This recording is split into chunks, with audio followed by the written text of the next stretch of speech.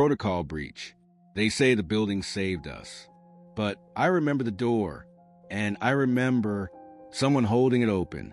It was logged at 4 hours, 6 minutes, and 41 seconds. The lights in the facility didn't go out. They had shifted. Everything dimmed by itself. The bulbs turned from white to pale yellow. All monitors dropped their brightness to 30%. Surveillance cameras froze on a single frame. And then, on every screen, one word appeared. Protocol breach. No one understood what it meant, because no one was ever told what could be broken. Facility 9B wasn't officially a lab. It was registered as a biological analysis center. But inside were 22 engineers, 11 doctors, 8 security officers, 3 AI protocol analysts, and 2 ethics consultants. 79 people in total. We were inside when it happened. And that morning, no one heard an alarm. But someone noticed the air. A technician stepping out of the elevator in Wing A felt it in her nose first. Metallic, wet iron, like mold, but too clean. Then a burning in her throat. A few steps later, the tone began. Not a siren. A hum. Long, high-pitched, unbroken. Like someone was tapping glass. From the other side of a locked door, inner corridors went red. Facial scanners stopped responding. Navigation panels went dark. And then the announcement. All sections in a lockdown. Await override key 5C. Protocol Zeta is in effect. No one had ever heard of Zeta. It wasn't in any training. It was theoretical, if it existed at all.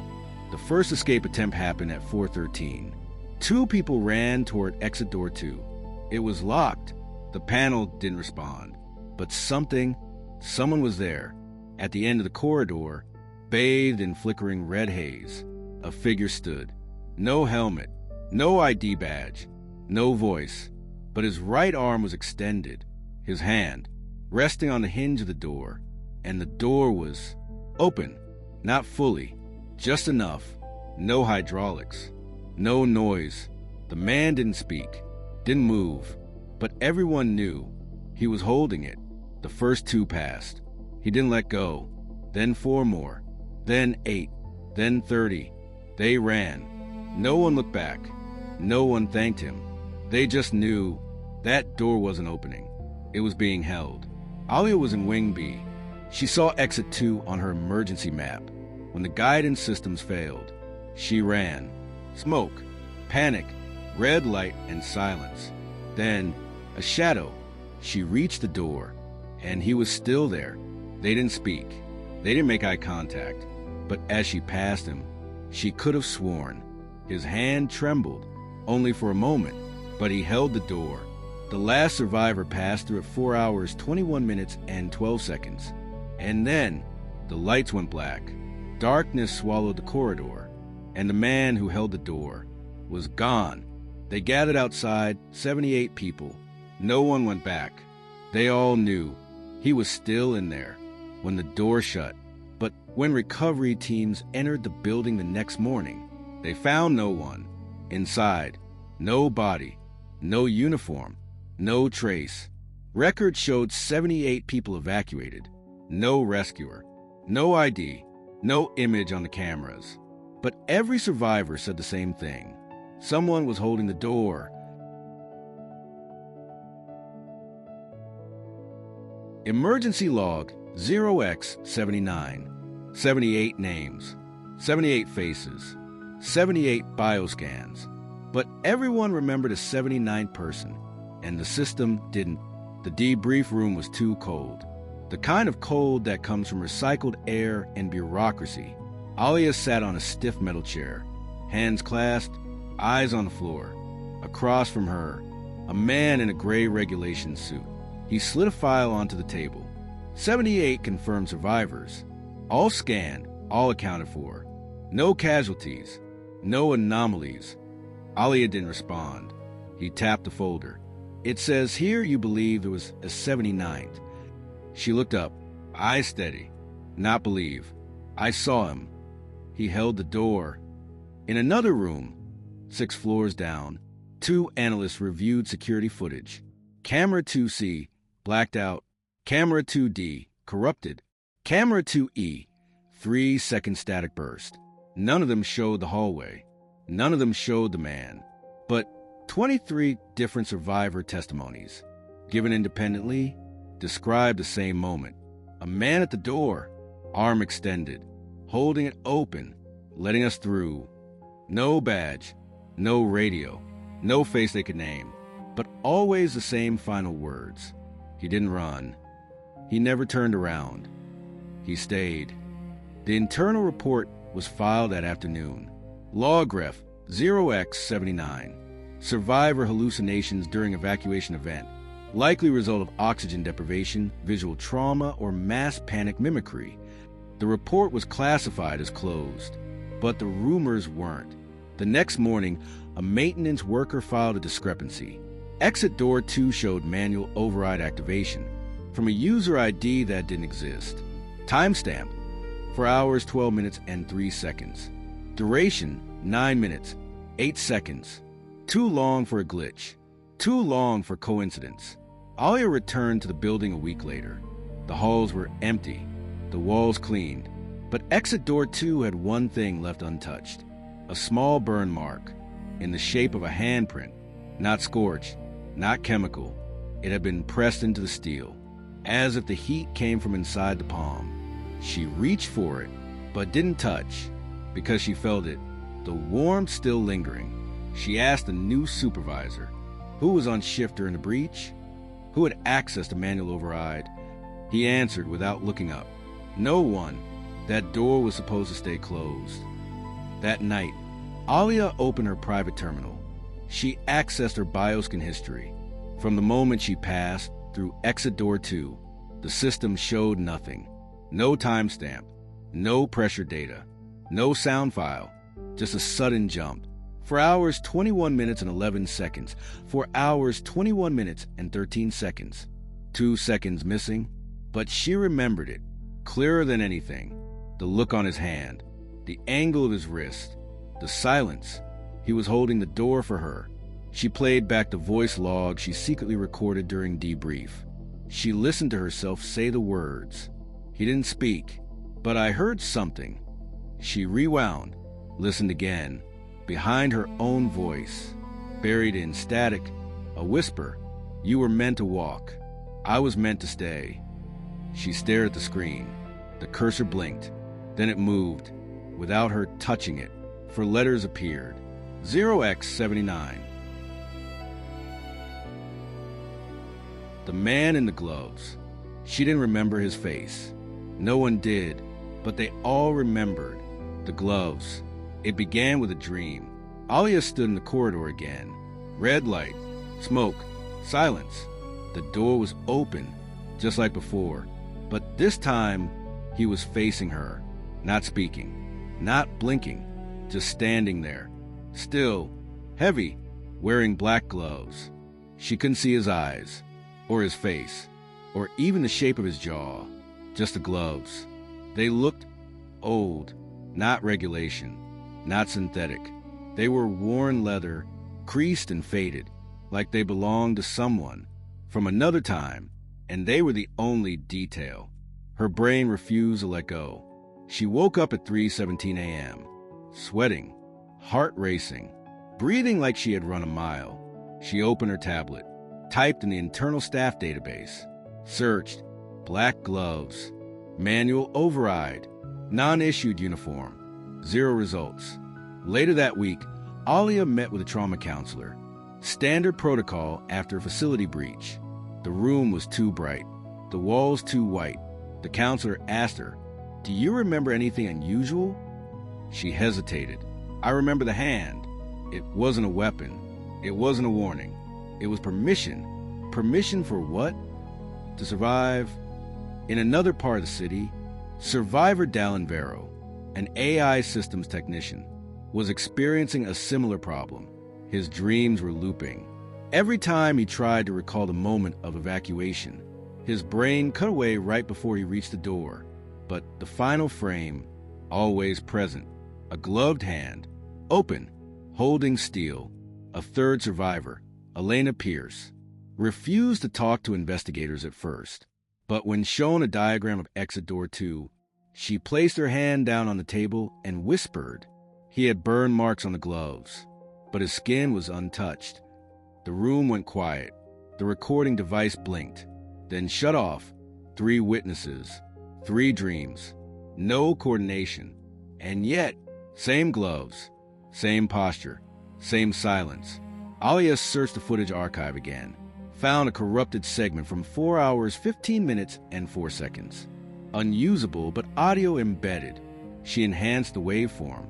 Under static, a faint mechanical sound, like something metal, being held in place. By leather, a creak, then a breath. Not hers, someone else. She printed a still frame of static, from the exact second the breath occurred. Not a photo, just black and white noise. But something in her gut told her, he's in this frame, even if I can't see him, even if no one can. She wrote on the back, not invisible, just unwanted. That night, she stood in front of her mirror. She lifted her own hand and imagined it gloved, imagined it stretched out against steel. Imagine what it meant to hold the door for people who might never remember you, never thank you, never even see your face. She whispered to herself. He didn't save us. He offered us a choice, and we ran. At that moment, her bathroom light flickered. Once, then again, and in the mirror, behind her reflection, for just a flicker of a frame, a gloved hand reaching toward the doorknob. She turned, nothing there, but her door was slightly open.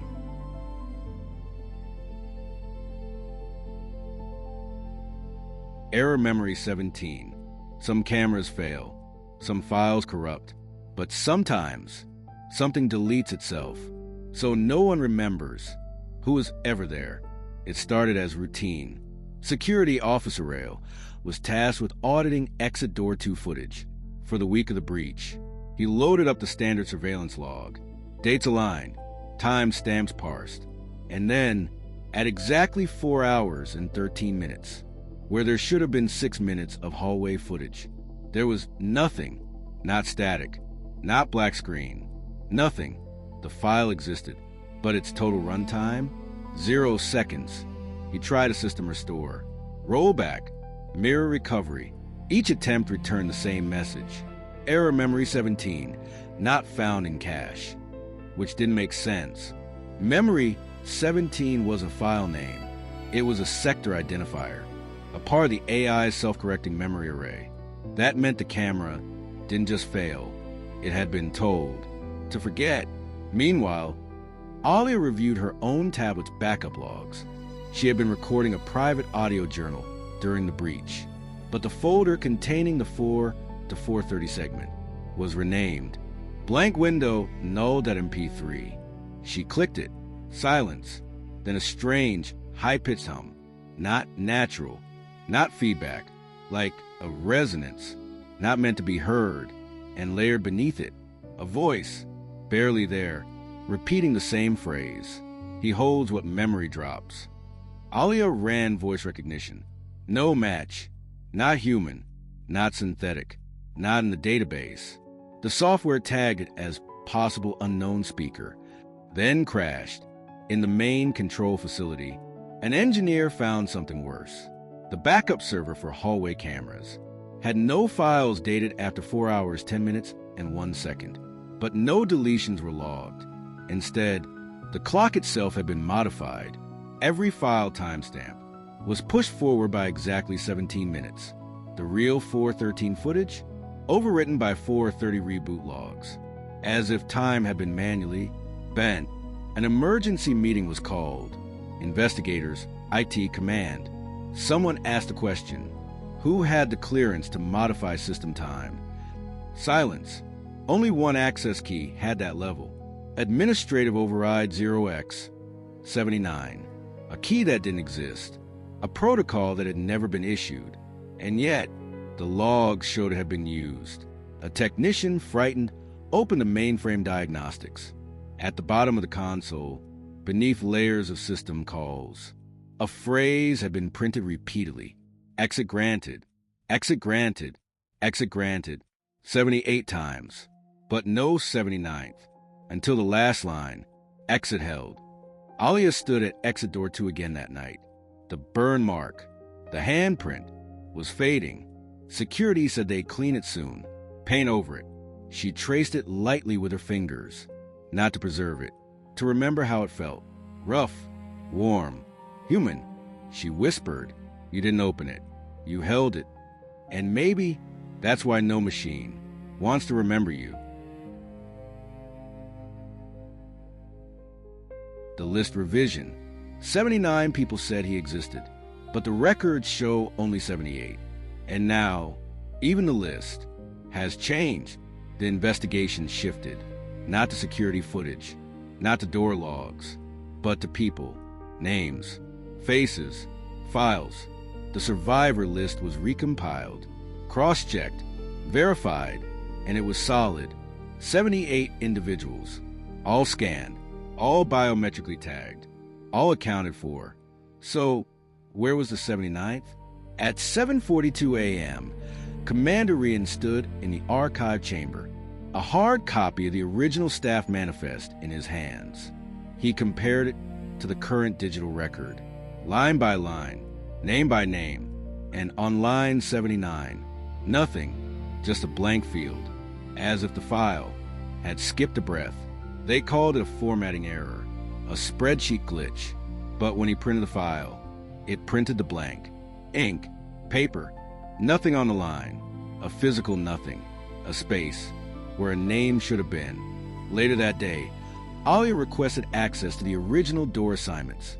Exit 2 had been designated as unmanned, no security assigned, no rotation scheduled, no clearance logged, but several survivors recalled seeing someone in a dark uniform, not black, not gray, somewhere in between, faded, worn, as if the uniform itself didn't belong to any department. A retired logistics officer, Lieutenant Ciro, was brought in to evaluate.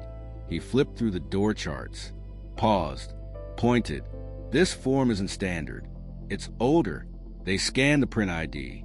It traced back to Facility 4D, decommissioned 12 years ago. "This isn't our paperwork," Ciro said, "and it never should have been in this building." Alia sat in the corner, silent, then spoke. Maybe he wasn't assigned. Maybe he came back. "Back from where?" they asked. She didn't answer, but her hand tightened around the corner of the list, the one with 78 names, and one blank line. A junior analyst later reported an anomaly in the badge log database between two entries. Number 3261, Elena Pierce. Number 3262, Dallin Vero. There was a missing scan ID, hashtag 3261.5. The system labeled it. Silent entry, unclassified operator. The access route, door 2, manual override. Duration, 9 minutes. Then, no exit log. Commander Rian tried to delete the entry. The system responded. Access denied. This record is not yours to remove. That night, Alia received an anonymous message on her private channel. No subject, no text, just a photo of the original manifest, with one line handwritten in black ink. "I wasn't on the list, but I held the door."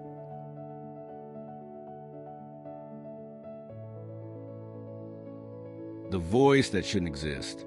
There was no mic near the door, no one press record, and yet a voice was captured, one that didn't match any throat, and said something no human would say. The sound technician was new. She didn't know what she was listening for. It was routine, a post-incident sweep, of background noise from the evacuation. She filtered out footsteps, breathing, screams, and then, at timestamp 4 hours, 17 minutes, and 8 seconds, she froze, because underneath the hiss, beneath the static, something moved. She isolated the channel, amplified, cleaned, and there it was, a voice, barely audible, like it wasn't speaking into the mic, but through the walls. She played it again, brought in the command staff. Everyone leaned in, and this is what they heard. "Doors don't close. They surrender. Silence followed, like the building itself was holding its breath. They ran voice recognition. Nothing. No match. Not female. Not male. Not synthetic. The waveform was uncategorized. Its tone had no emotional curve. No identifiable pitch shift. No throat model could replicate it. It wasn't distorted. It was impossible. They tried to locate the source. The file was linked to a hallway intercom, but the log showed no input device active. There was no microphone at exit door 2. None had been installed, but the recording was there. Metadata confirmed. Created locally. No external input. The system wrote it. By itself. Or worse, it remembered it. Later that night, the technician reran the analysis. She played the phrase backwards, and it said, "I stayed when they ran." She dropped her headset, filed a report, and quit the next day. Alia received a copy of the waveform, listened to it over and over. She didn't flinch. Instead, she whispered the same line back to it. "Doors don't close. They surrender." She didn't know why she said it, only that it felt like response, like a conversation that had started before she was even born, in a restricted server room. A classified AI protocol triggered. For the first time in 11 years, it printed one sentence on the diagnostic console. He is not a person. He is a function. And below that, function, hold equals true. The printout shut off. The lights flickered, and the file disappeared. No logs, no trace. Back in her quarters, Alia stood in the dark. The room was quiet, until it wasn't. From the hallway, a sound, not a knock, not a footstep, a creak, metal flexing. Soft, slow, like someone was holding pressure against the door. She walked closer. Nothing there, just her own reflection in the hallway glass. But as she looked, the reflection smiled. She didn't. The interview that wasn't filed. She was the last to speak, the only one who hadn't said a word, until one day she said everything, and the system chose silence. Mira Lauren hadn't spoken since the breach. She wasn't mute. She wasn't in shock. She just didn't talk. She returned to work, ate lunch alone, answered questions with nods or gestures, but no words. They assigned her a trauma counselor. 3 sessions. No breakthrough. The report read, unwilling, emotionally suspended, maybe suppressing high-level memory conflict. Then, on day 24, Mira sent a message. No subject, no greeting, just a line of text. I'm ready to talk. Room 7. No observers. A private debrief room was arranged. 2 cameras, 3 microphones, 5 separate backup recorders, streaming to isolated cloud drives. Standard protocol. 4 high-level trauma testimony.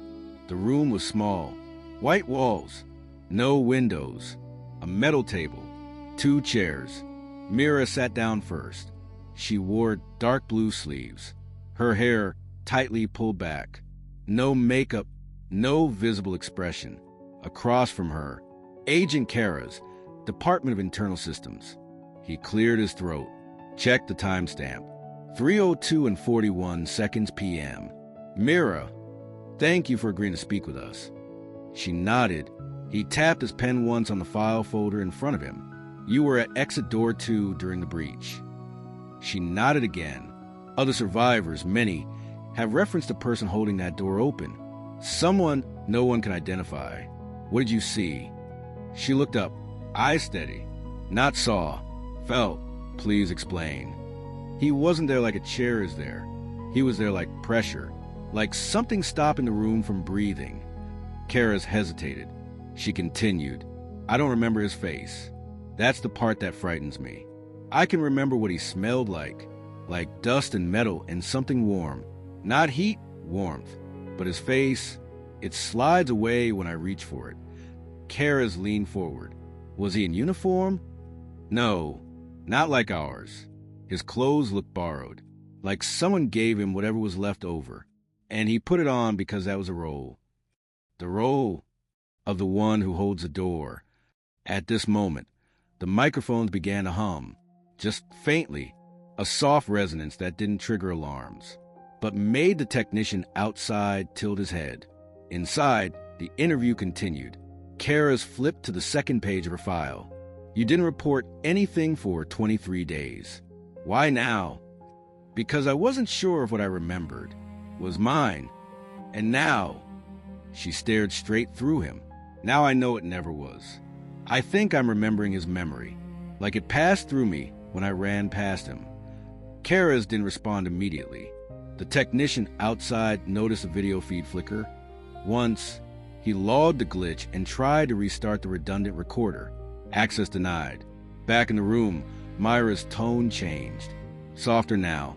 He didn't look at me, but I felt looked at, like someone checking me off a list and deciding I still belonged. Do you believe he was a person? She hesitated. Then, he used to be. I think the system took that away from him. Kara's leaned back. The chair creaked. We've seen no records of his name. No footage. No badge. No DNA trace. You understand that? Yes. And yet you believe he was real? She closed her eyes. He's the only real thing I remember. At 3:17 and 4 seconds p.m., the cloud feed dropped. No warning. No error code. The recording server displayed a system-generated message. This testimony is outside assigned retention. Autofile equals null. Speaker equals non-permitted entity. The technician outside blinked. He had never seen that string. He tried to print the session log. The printer spat out a blank page. Just a single sentence burned into margin. He spoke through her. Inside, Myra's hands trembled for the first time. I didn't want to speak, because I thought I'd forget more the moment I did. But now, I think silence is how he gets erased. And I don't want to help them do that. Kara's asked, "Help who?" Mira smiled. You know, the system, the memory managers, whatever's behind the curtain pulling the plug every time someone gets close. That's conspiracy thinking. No, it's survival logic. The lights above her buzzed. She looked up again. You know what he said to me as I passed? Kara's flipped his notes. You previously stated he didn't speak. She shook her head. Not out loud, not with words. He placed the sentence in my head, like a gift. What was it? Her voice was almost a whisper. You opened the door. I just held it long enough for you to choose. Silence. Even the hum stopped. Outside, the technician gasped. His console had gone black. The interview feed was gone. Every backup drive showed. No data. File did not exist. In the hallway, as Mira left the room, she paused by the fire exit sign, traced her finger along the metal plate, and said to no one. He never asked to be remembered. He just didn't want to be in the way. That night, Kara's checked his personal recorder. He had secretly activated it before the session. There was no file, just a title, interview that wasn't filed, and in the metadata notes, duration, midnight, created, unknown, last access before. He held the door. Hook, first 20 seconds. You escaped, but someone stayed. And if you still remember him, maybe it means he never left. It had been 92 days since the breach. They renamed the building, painted over the walls, wiped the logs. But Alia knew that not everything could be erased, because the door, exit 2, was still there. Not changed, not removed, just tolerated, like a scar under makeup. She walked the corridor slowly. Every step brought back weight, smells, sounds, moments she thought she'd forgotten, or maybe moments that were waiting for her to return. She reached the door. The left hinge still held it, and beneath layers of institutional gray paint, you could still see it. The imprint, a hand, pressed in, not scorched, not carved, just remembered by the metal itself. She crouched, placed her palm gently against it. Warm, warmer than the rest of the wall. She whispered, "You didn't run. You didn't ask to be remembered. But here I am, Flashback. The corridor filled with red haze. Emergency lights blinking. Voices shouting in panic. She remembers her own heartbeat. Too loud to think. And then, silence, as if the air dropped away. And there he was, standing, facing the door, one arm outstretched, one glove wrapped around steel, unmoving, unblinking, holding the door, as if it was the only thing, holding him up. She passed him, brushed against his side, felt nothing, and everything, like brushing past a thought that didn't belong to her, but carried her name anyway. Back in the present, Alia opened her tablet, started a voice recording. There were 79 of us, but only 78 were documented. Only 78 names survived the report. The last one held the door, and the system pretended he was never there. She tried to play back Mira Lorne's unfiled testimony. Again, the same response. This file cannot be retrieved. Memory was never assigned. So she repeated the line aloud, word for word. You opened the door. I just held it long enough for you to choose. The corridor light above exit 2 flickered. A soft electrical pulse hummed in the walls. And then, from behind the door, a sound, not mechanical, not digital, a breath, slow, centered, human. She stepped back, froze, closed her eyes, and in that moment, she heard it, not with her ears, but in her mind.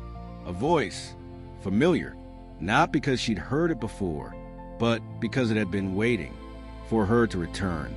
I wasn't made to run. I was made to stay. Her eyes welled with tears, but she didn't cry. Instead, she whispered back, "Why?"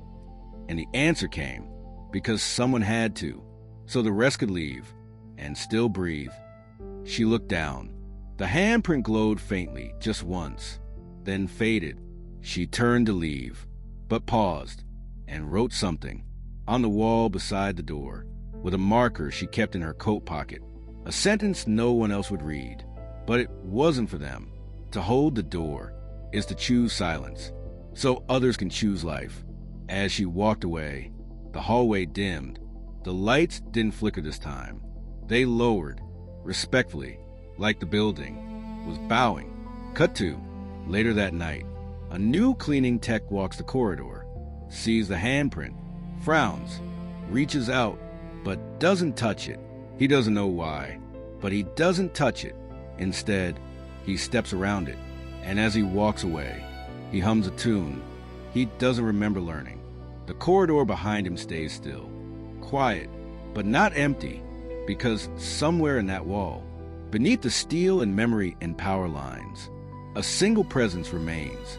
And if you stood very, very still and place your ear to exit door 2, you might hear it. Not a scream, not a call, not even a breath. Just a hand holding on. End of episode 8. End of series.